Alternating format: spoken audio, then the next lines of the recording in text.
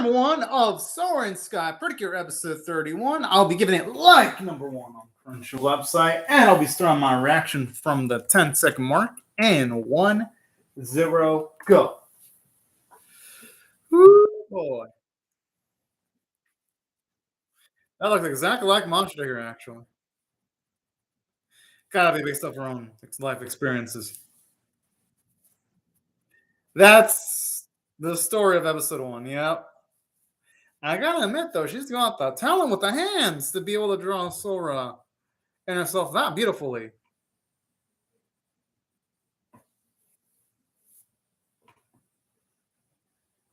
I like when she's like, "El." Oh, that feels so cute. Yeah. And I'm assuming Tsubasa. She drew Tsubasa in there somewhere.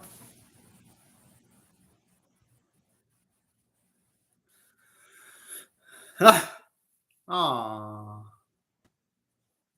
I feel bad, but hey, what Lely did is realistic. That's what children do sometimes.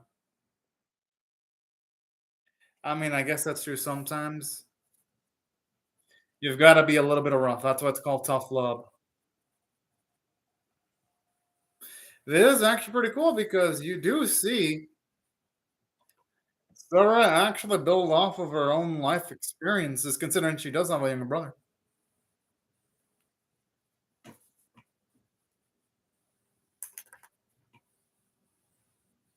Whoa! Whoa!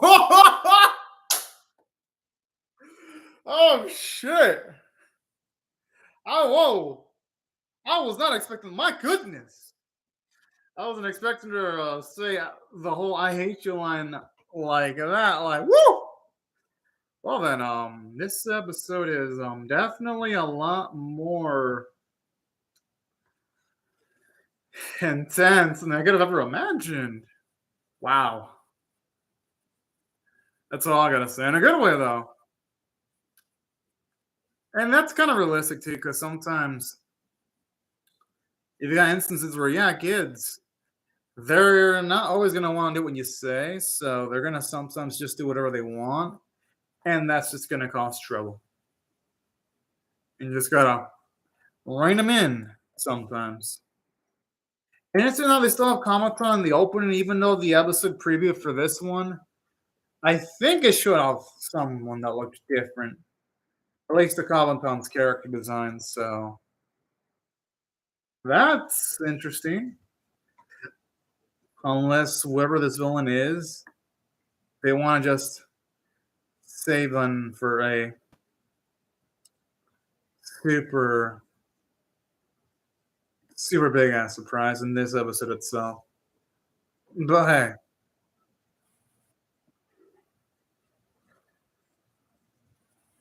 ooh, man.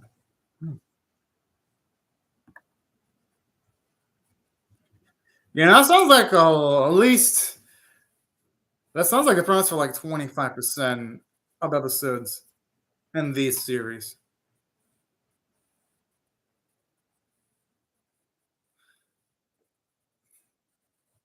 My goodness, if Red be happening in this state though, it's gotta be a little bit inconvenient here.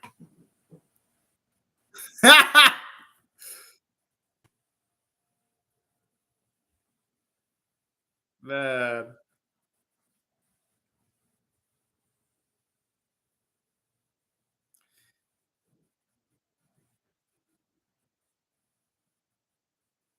Well, just because I mean, like it does have the most experience with little kids.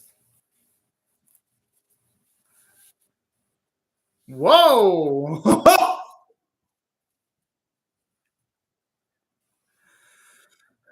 I wasn't expecting this from a guy. Oh snap!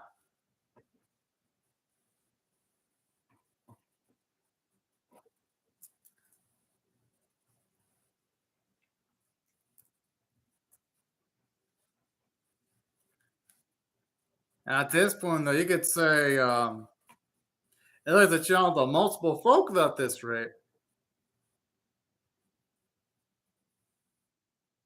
Yo, I love the fact that she's so self-aware now.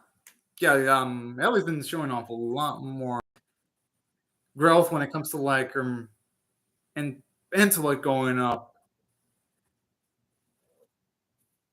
I love how she's showing off impatience too. Nice. Whoa.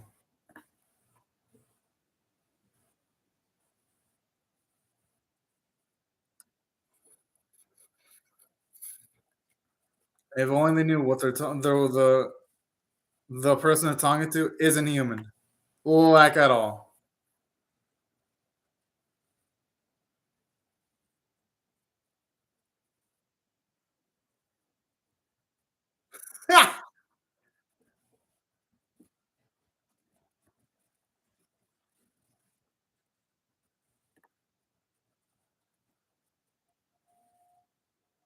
Whoa, just got him by the balls. Wow.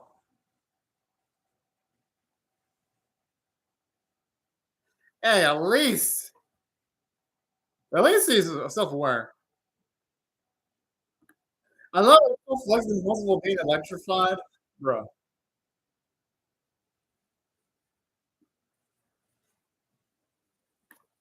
What the?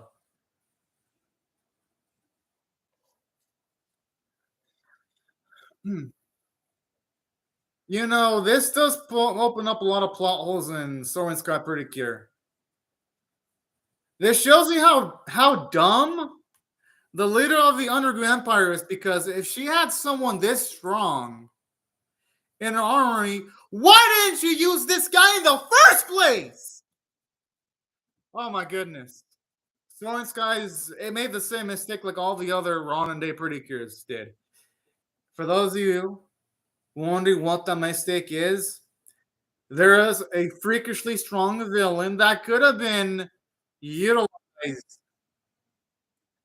in the first episode of the series. I gotta know, those episodes great. I like how at the very least they're acknowledging the popularity of Predators among the populace of young children. Whoa, that's a loaded question. You can whoever she chooses is gonna increase their ego. They'll just say none of the above to not hurt anyone's feelings. But that early bit was bad writing because yes! Whew! But that earlier bit was kind of bad writing though, because it's like, oh, okay, oh yeah, that's so cool. Thor's outfit is awesome. He looks good with Mastro's outfit. Oh! Oh! Look awesome with your wings outfit. Oh man, I love Gail's outfit too. That's nice. I love it. You can have her own exclusive Precure outfit. That's cool. That's running because it's like, why didn't the evil queen just utilize that cloaked villain in the first place? Literally, the Underground Empire could have won since episode one, or at least two. That's just bad writing. That right there confirms that the writers in this series, they didn't have a plan. They didn't think things through. They didn't think, oh man, we got a powerful villain. They didn't think, oh, that's adorable. Yeah. But they didn't think to give an explanation as to why they couldn't use the super powerful, ultra powerful villain. And so they're like, oh, we'll just use the super ultra powerful villain now because why not? It's like, if capturing Ellie is such a major importance to the Underground Empire, why leave it to your lower tiered fighters? Why? That's just bad writing. That's undeniable. It's bad writing, but that's an issue of every modern day Precure anime, not just this series. Healing Good did it. Tropical Rogue did it. Healing Good Precure did it. I'd say the one that suffered from this the least worst is Tropical Rogue Precure, and even they handled it pretty badly there, but at least there, the in-can excuse was, I mean, it wasn't a great excuse, but it was still an excuse, which is better than nothing. The in-can excuse there was, oh yeah, the villains are lazy. Not exactly the best excuse, but it's better than nothing. Here, they don't even try for an excuse. No, it's okay. No, I'm gonna be curious to see what strength of this villain's gonna be. Because if it ends up being that they all get beat and then that new Precure has to be summoned to beat them, that's just gonna make the Ryan the series look worse, depending on how they execute this. So I hope if they fight this villain, he's got maybe limitations in his strength, maybe new stamina limitations. I hope.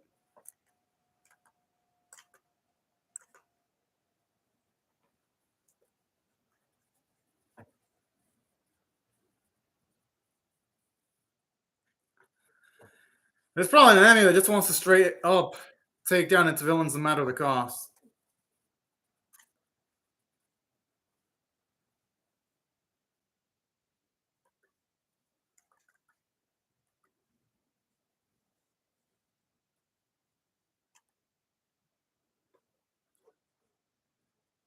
Yo, talk about showing up in style. I'm going get me wrong. This is all cool and all. But the more I see this, I'm like, why couldn't they have just used this villain from the get go, bruh?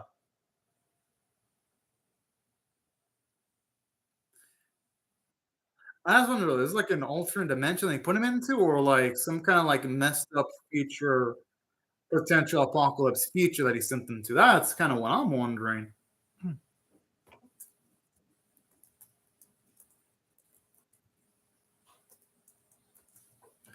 Either way, though, the visual style looks really darn cool.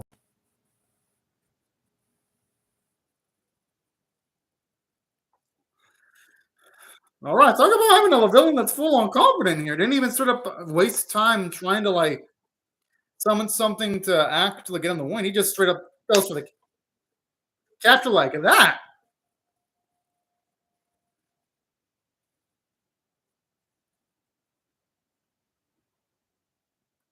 As well as gonna actually deal with a real villain.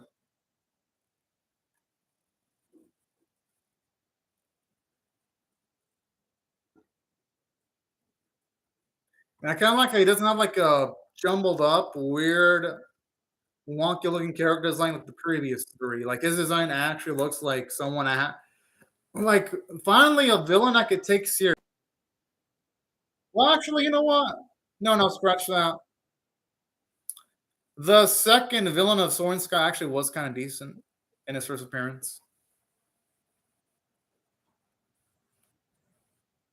I kind of have a feel though. They pretty tossed Minotaur aside like garbage though.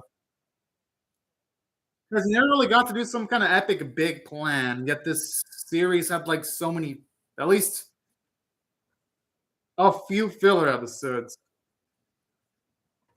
Kind of a waste of Minotaur if you ask me. Because again, I didn't even dislike Minotaur. I'm just like, whoa.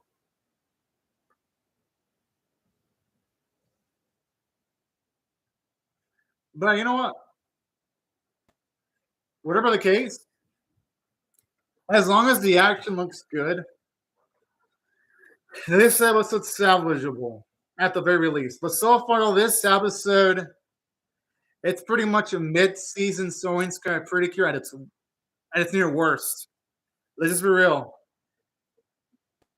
We've I've come to the point now where every single time I watch a Precure, now I'm just watching a Precure midway and going like, oh, whenever we're gonna have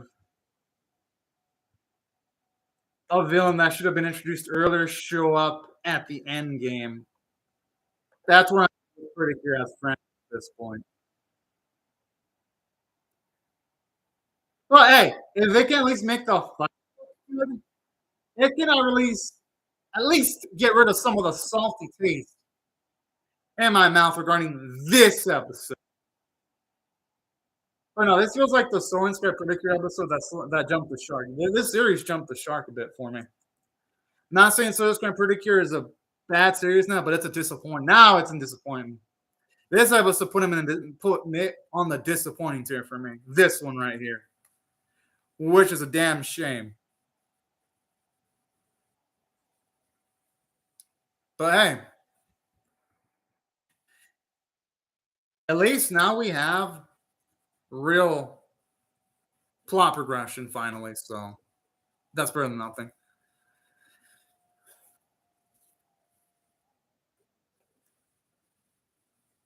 And I gotta admit, Ellie's facial expressions in that one looked really well animated too.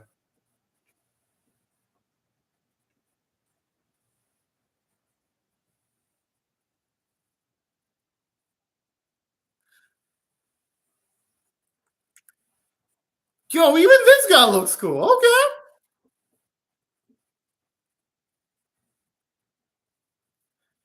Whoa. Okay. Okay.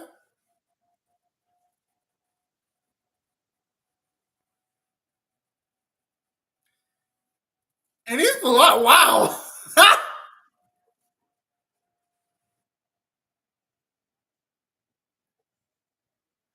Okay, that ability is broken if you can like straight up do full on teleportation.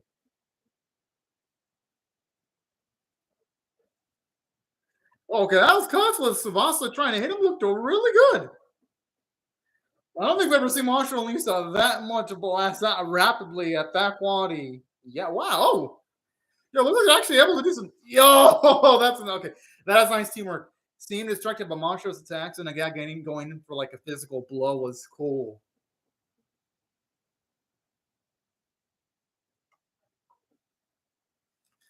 Hey man, isn't it oh man?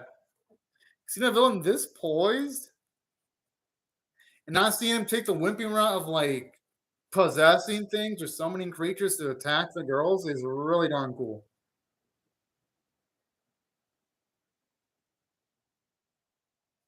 Yo, that's so nice seeing her cheer for him. Yeah. That was really acting like how a sports fan would and wanting to see their sports team win. That's adorable.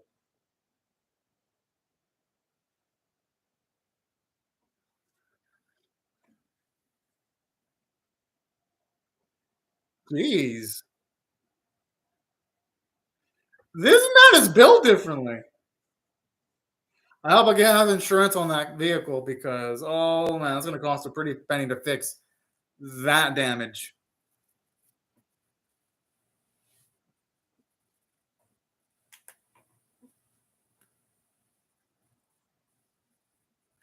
And another thing too, I'm noticing, like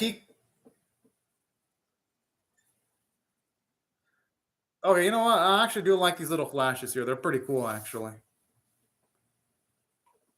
Now this, I legit. Oh, that's so cute hearing her say "I love you." Though. Oh man, I love that.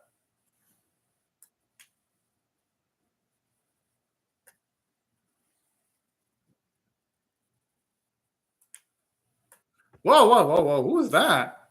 Oh, oh! I thought for some I was going to be pretty good. Hey, mushroom, I can get behind this.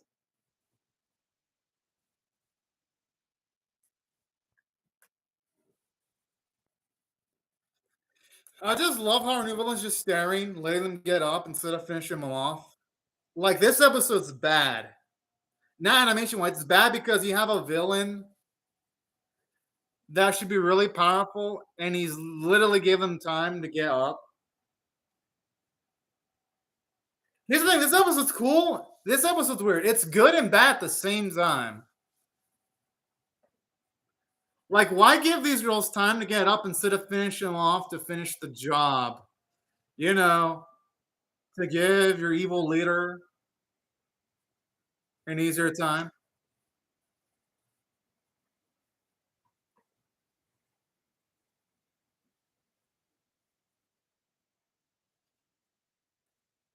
Again, why didn't you use Spearhead earlier? But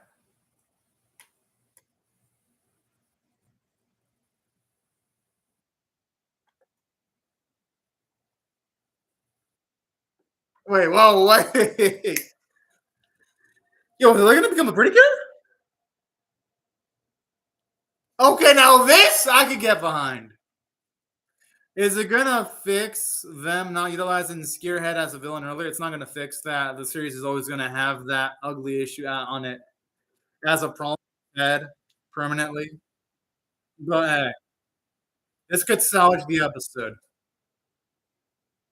That looks like Ellie.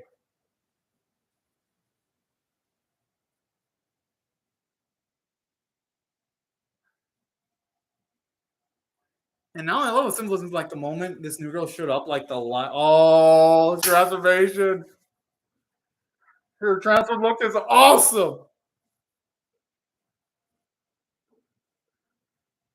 That obviously looks like Ellie. It can't be anyone else but her. It just can't.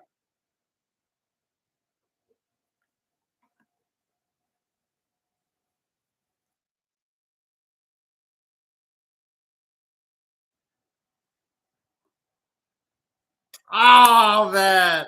Oh, somebody here like the no. I mean, I guess that makes sense. The name though. Oh, the no, pretty cool name though.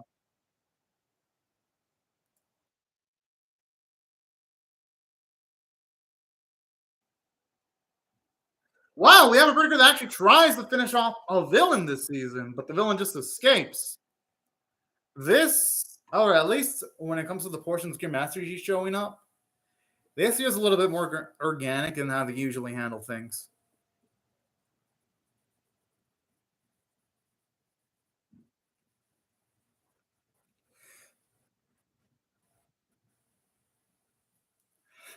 Oh, okay. Now that is cool.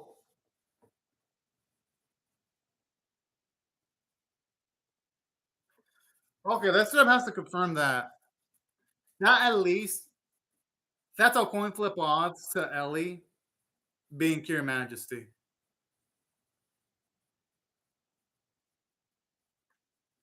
I think this time she protected them.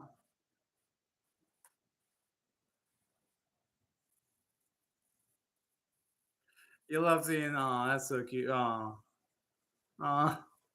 Yeah, that's cute. Yeah.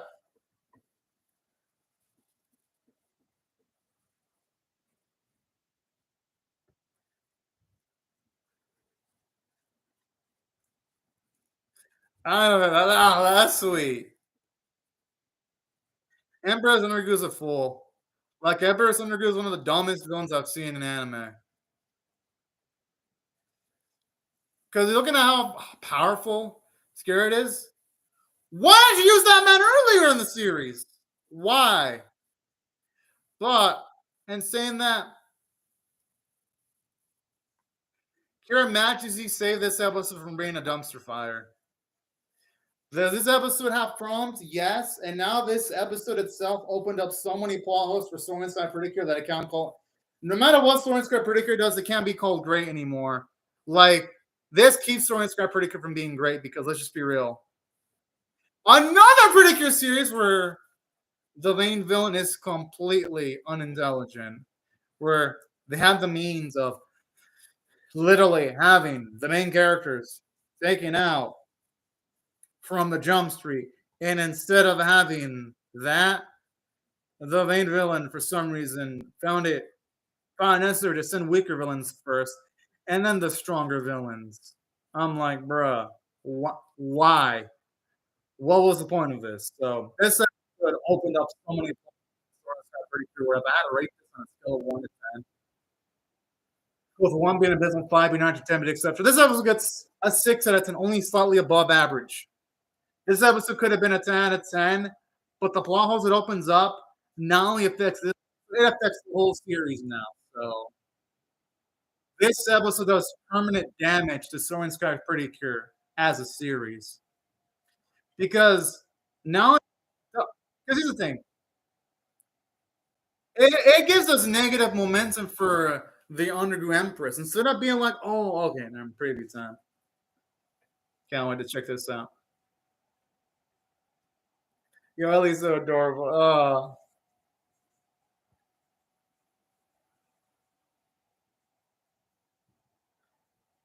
oh, now Ellie. Oh, okay, yeah, that's definitely Ellie. Gotta be Ellie. That's the mile. But here's why it opened up plot holes because aside from that, you're having literally this whole series has established that the Underground Empress throughout the whole series hates failure. Yeah, why is it when it comes to like the only threat to her reign, why does she send weaker villains? It's like so that's why this opens up plot holes, because she could have either sent out her big guns from the get-go, or we could have sent Minaton, Frontamunda, and Kabuton all from the get-go at the very least. But get the job done. No, instead of this episode building up the Underground Empress, it builds her down. It shows her to be one of the most unintelligent evil villains I've seen in animation. And that is saying a lot, because at least in Only Good Precure, the main villain in that series, at least the excuse was he's trying to regenerate energy. Yes, it was still kind of unintelligent how Dairuzen, Shindoni, and the other villains in that series still didn't gang up on the Precures in that series all at once. But at least it tried to make some excuse. Healing Good didn't really have much of an excuse, but at least Healing Good and not Healing Good, I mean Delicious Party didn't have any excuses. That series is just disappointing from start to finish. But at least that one, Tropical Grove, tried to have excuses. This, like Healing Good, made the same mistake. Having a main villain that could have gotten the job done instantly, but the writers didn't even bother making an excuse, which is a darn shame. Hell, they can even mention that Spearhead might have been recovering from injuries or something. Anything that would have been believable. So that's why this episode is a disappointment. Did it have good elements? Yes. The animation was actually great. Like, the fighting scenes looked awesome. I did love the character development for Ellie, because we see more shades of her selfless side, because we saw a bit of her selfless side a few weeks ago, and to see it come more to fruition in this episode was really cool, because it makes her a much more realistic character, seeing her cons. And then it coming out afterwards that she expresses how she loves Sora and the others was really beautiful, and seeing her cheer up Mashra was great. And that's why, overall, if I had to rate this episode, even though the action's great, and not only that, even though the action's great and there's some really character development, the flaws really do weaken this episode. Because it's like, come on, Precure. You can't fall for the same trappings 4 straight times. 4. Holy cow. And I've seen other Magic Girls aimed at children. I literally saw Miyoko Dreamy. At least that series had an excuse for why the villains. This episode is bad. Melody Bloom, it's all good. But this episode is a disappointment. This episode is a complete and utter disappointment. The action's great, but again, we have terribly unintelligent villains. Literally, they introduce this villain, Melody Bloom, called Scarehead, that's able to take on all the 4 girls at once. And I'm just looking at it thinking, why didn't the Empress use Scarehead from the get-go? Why is she dumb, the Empress? So yeah, no, that's all good. It's all good, Melody Bloom. You would have just seen me angry from start. Well, pretty much you would have seen me angry from like the second half of the episode. It's all good. No need for apologies. This episode just made me angry. This episode really. But Melody Bloom, though, the thing is, though, that's on them. That's on Toei, Melody Bloom. That's a terrible excuse, because we've literally got Princess Tutu. We got Princess Tutu. That was aimed for kids. That series had smart villains. We had Miyoko Dreamy. Miyoko Dreamy is aimed at 4-year-olds. That excuse even younger than Soaring Sky Precure. They had a good reason why the main villain couldn't fight, because the main villain, Empress, couldn't fight, and she had to use her underling to fight because she can't fight herself. And you had that villain do multiple different plans, and there was only one main villain, Uni. This Precure has no excuses. Like, when you have a anime aimed towards 4-year-olds like Miyoko Dreamy that can outright you with a lower budget, that's no excuse for Precure. Miyoko Dreamy exists. Every single time people mention, oh, they got toys and stuff for Precure, I'm like, Miyoko Dreamy exists. Miyoko Dreamy is aimed for even younger children, because Miyoko Dreamy can't even have punches at all. It can't. Miyoko Dreamy is literally done by the company that sells the Hello Kitty toys. So their demographic skews even younger. It skews younger than Precure.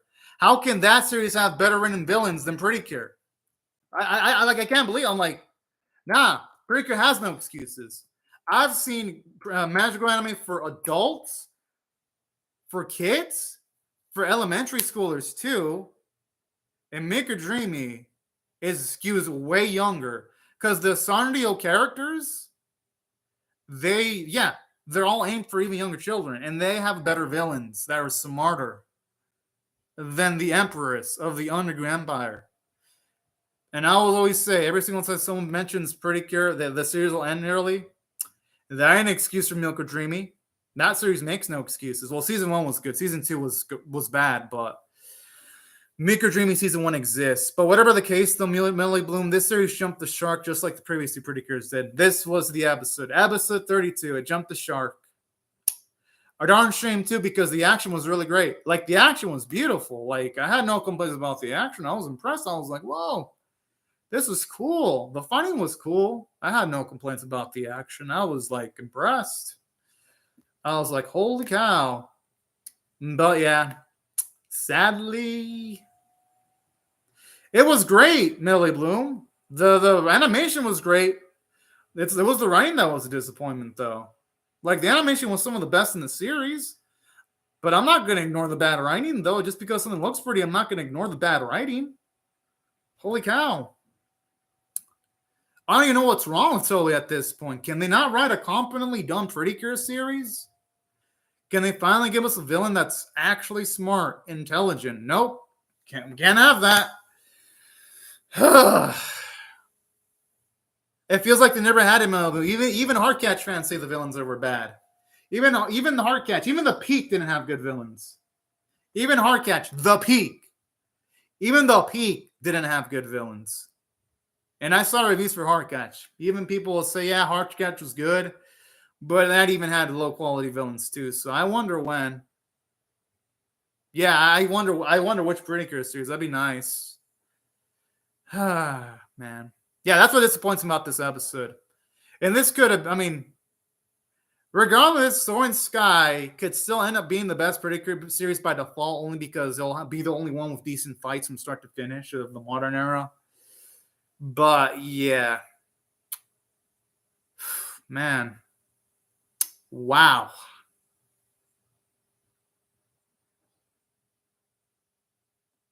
I'm pretty sure SF probably messed up somewhere, Melody Bloom. It probably messed up somewhere. Oh no, this episode really reduced my faith in Precure now.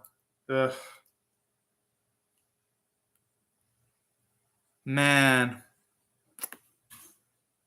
Holy cow. And I predicted this too, Melody Bloom. I even predicted this too. Like, when I was reacting to Delicious Party, Precure, I was even telling people this new Precure is probably going to do the same thing. And then did every single issue I knew it was going to do. Yeah. Maybe it'll happen. Maybe someday, maybe we'll get a Precure that's great in every department someday. Just maybe. It's not this one, though. It definitely ain't this one. It did. I think the moment the series started to fall off a cliff was the moment that it was the moment Kabuton was defeated. That was when the signs started. Like, the moment Kabuton was defeated, that's when the series had signs of becoming bad. And it got worse in the second arc. And then Minaton just like amplified every problem. That's when I noticed the signs.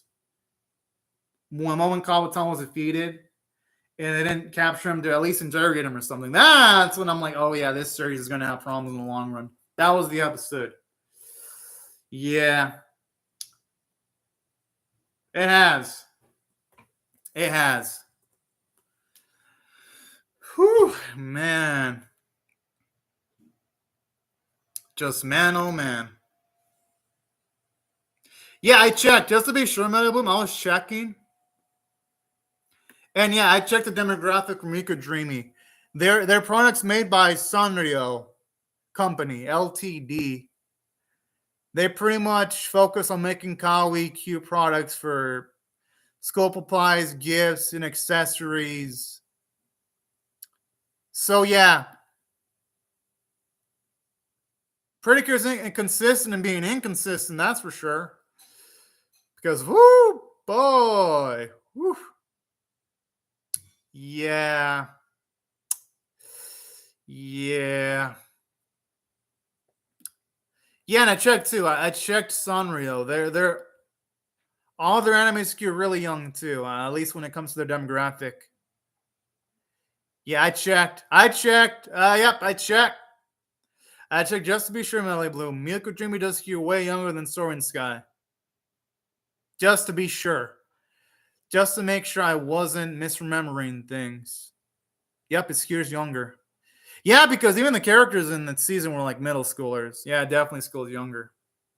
Just wanted to make sure I wasn't misremembering anything about the Sanrio company.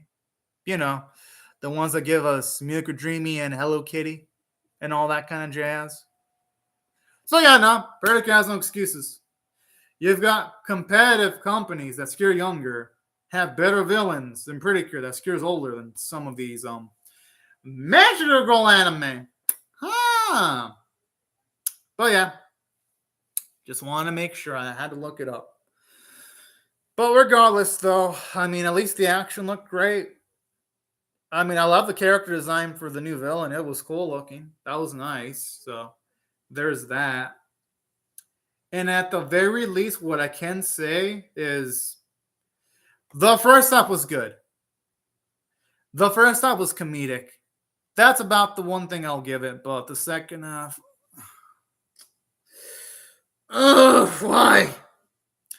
And yeah, that's why I gotta give it a 6 out of 10. And it really stinks saying this because y'all know I really do like this series. I want this series to be great. I want it to be great. But I guess we're not allowed to have great modern day Precure series anymore. Yeah.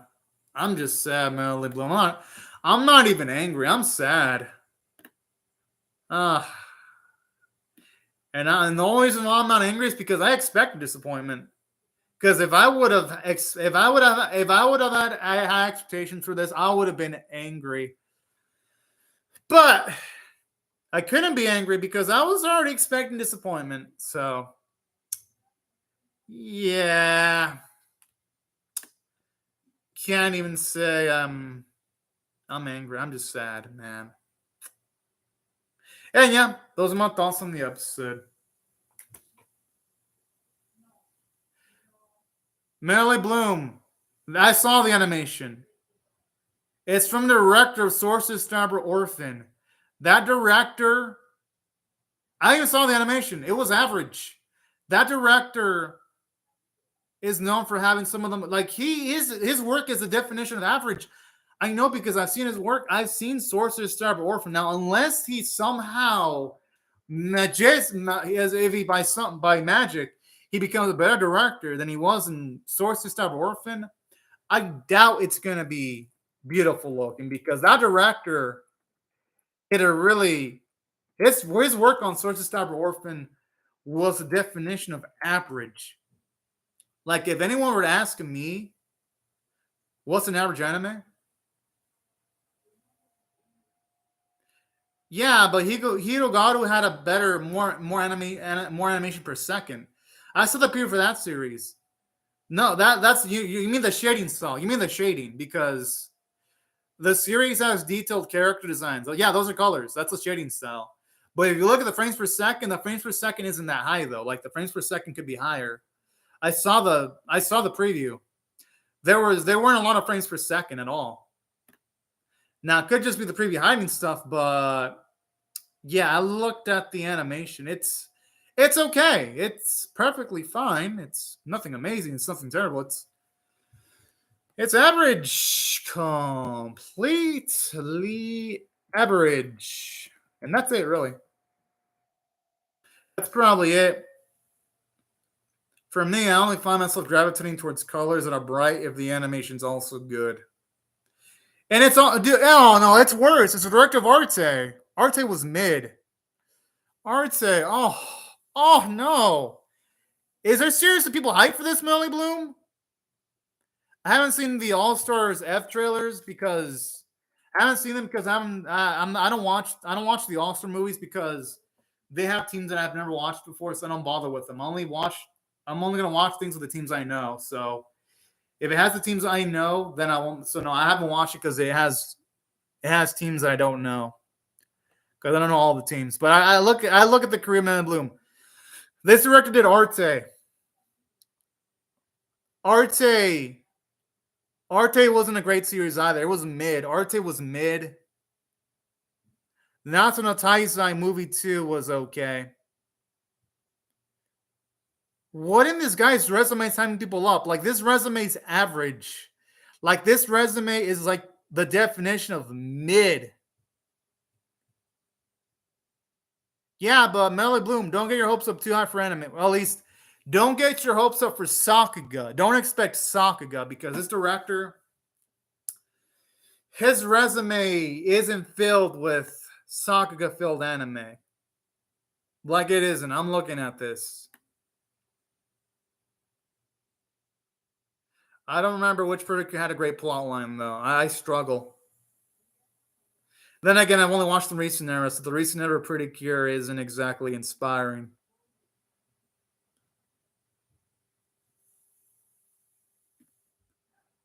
Yeah. Well, I mean, I can tell you this much, Berlin Bloom. The animation, unless Takayuki Hamana has like a higher budget, which I doubt it, because it's still in Dean. So you're already it's gonna have a lower budget than Soaring Sky. Let's just be real. They did this to Sailor Moon. I'm not even expecting a high budget. You're only having production committees. You're having a production split between Toei and Dean. That's already bad sign because Dean. Have you seen modern day Dean anime? Because I have. Dean is a mid. They are the definition of mid Studio Dean. Ugh, man, Dean. Ugh. I'm just looking at the resume.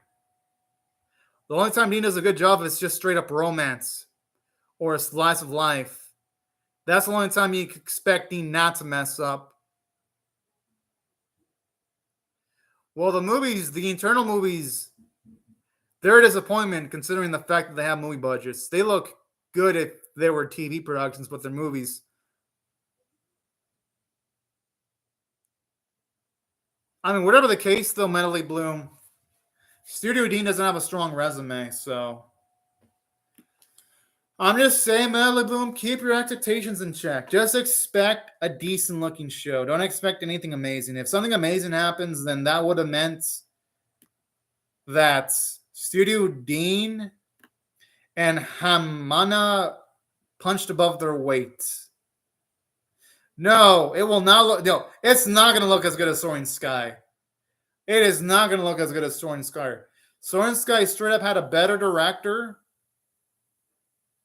That's the only hope, Melody Blue. Maybe if it's only 12 episodes, they'll be able to maybe space out a lower budget because the budget's lower.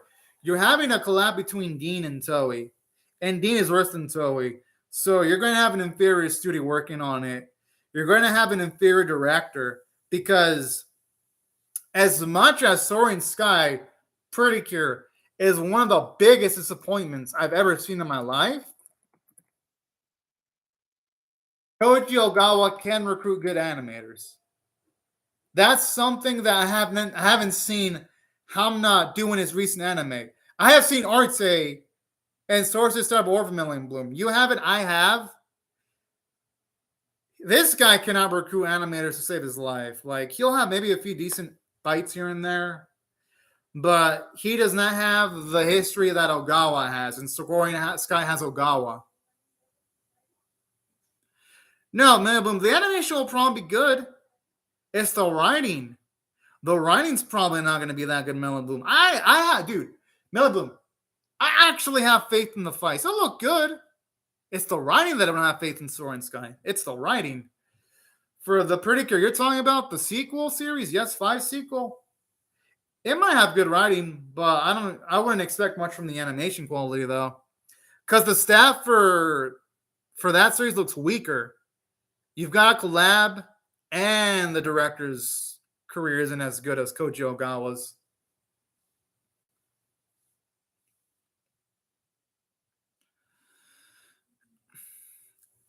Even Delicious Party Precure had a better production staff than even Delicious is a better staff than what's it called? Than the Yes 5 sequel. Like Melody Bloom, at best, maybe Yes 5 will look better than Tropical Rogue at best, because Tropical Rogue's production was really bad. It was set in like what? Right in the middle of COVID. So at best, it might look better than Tropical Rogue. There is no way it's going to look as good as Soaring Sky Man Bloom. There is no way. Oh, that's what I'm saying, Melody Bloom. It is not going to...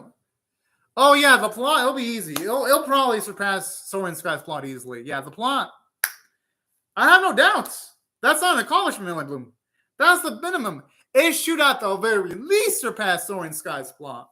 Visually, it will not come close. Like, visually, Yes 5 has a worse director, and it has a worse production staff, because Toei and Dean, that's not a collab that's hype worthy. Just looking at Studios Dean's recent, because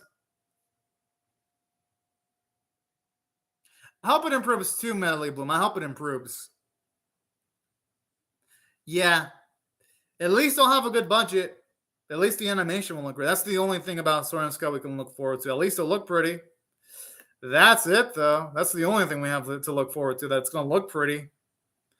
But yeah, regardless, Melody Bloom, though, Yes 5. The writing staff is better, though. That's the only thing positive about Yes 5. The writing staff looks better, so there's that. The writers are better. That's the only thing Yes 5 has over Soaring Sky. And plus, with 12 episodes, it means that they won't have to make as much filler episodes. So Yes 5 is already it's probably gonna have better writing than Soaring Sky, which it at least should, at the very least, have better writers. So those are positive sides for Yes 5. The writing's gonna be better, and at least we can have that for that series. At least there's that to look forward to. So yeah. And hey, hopefully Melody Bloom, if the series does well, so he can give us a full-on original Precure with mostly adults from the get-go, without it having to be a sequel. That'd be pretty cool. I wouldn't mind. That's why I hope Yes 5 does well, and I really hope Soaring Sky is doing well too. I hope it does well. That's what I hope for. But yeah, whatever the case, though, this episode didn't cut the mustard at all, man. But anyways, thank you to Melody Bloom and everyone else for watching my video. And yeah, even though I was disappointed, I still enjoyed it. But that was mostly on the animation. Literally, the animators carried the back of the episode, because it wasn't for the amazing staff for this episode. It wasn't for the amazing storyboarding directing. This episode would have been awful. So this episode succeeded in spite of the writing. This is carried on the backs of the animation staff. So I'm just letting y'all know. I only like this episode because it looked cool and the fights were cool. And that's it. Because writing, it wasn't it. That's for sure. But anyways, thank you, Melody Bloom, and everyone else for watching my video. And I hope you have a great day and night, y'all. Bye, everyone.